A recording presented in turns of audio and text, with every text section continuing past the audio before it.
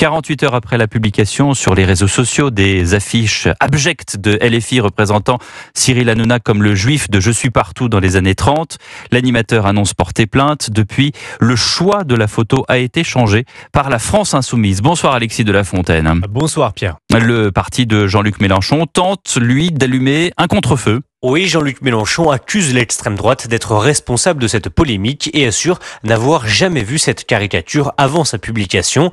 Sur France Inter, il se place même comme une victime. C'est une habitude des réseaux d'extrême droite. Maintenant, moi ce que je dis à mes camarades, vérifiez. Il va falloir vérifier tout le temps la religion des gens qu'on caricature.